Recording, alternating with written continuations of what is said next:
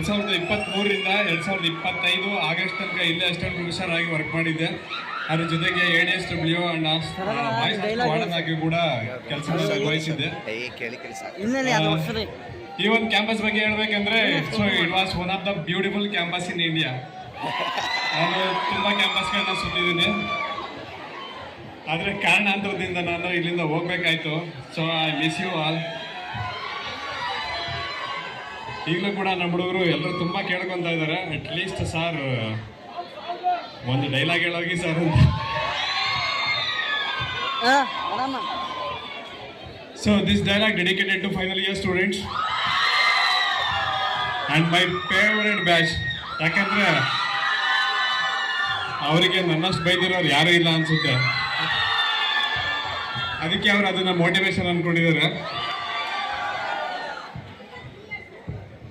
Motivation ಬೇಕು, ಯಾಕೆಂದರೆ ಆ ವಿದ್ಯಾರ್ಥಿಗಳಲ್ಲೇ ಶಕ್ತಿ ಇರುತ್ತೆ. ಅದನ್ನು ನಾವು ಜಸ್ಟ್ ಬೆಂಕಿ ಹಚ್ಚಬೇಕಷ್ಟೇ, ಉರಿಯೋ ಶಕ್ತಿ ಅವರಲ್ಲಿ ಇರುತ್ತೆ. ನಾವು ಅದನ್ನು ಬೆಂಕಿ ಹಚ್ಚಿದ್ರೆ ಅವರು ಮುಂದೆ ಉರ್ಕೊಂಡು ಹಂಗೆ ಹೋಗ್ತಾ ಇರ್ತಾರೆ. That means they will become A success, ಅಂದರೆ ಅವ್ರು ಬೇಗ ಸಕ್ಸಸ್ಗೆ ರೀಚ್ ಆಗ್ತಾರೆ. ಆ ಕೆಲಸನ ನಾನು ಟೀಚರ್ ಆಗಿದ್ದಾಗ ಮಾಡಿದ್ದೀನಿ ಅಂತ ನನಗೂ ಕೂಡ ಹೆಮ್ಮೆ ಇದೆ. ಆಮೇಲೆ ಈಗ ಕೂಡ ನಾನು ಬೆಂಗಳೂರು GKVKನಲ್ಲೂ ಟೀಚಿಂಗ್ ಮಾಡ್ತಾ ಇದ್ದೀನಿ. ಆದರೆ ಈ ಇರುವಕ್ಕಿಯಷ್ಟು ಅಪಿನಿಟಿ ಅಲ್ಲಿ ಬರ್ತಾ ಇಲ್ಲ. ನಮ್ಮೆಲ್ರಿಗೂ ಗೊತ್ತಿರೋಂಗೆ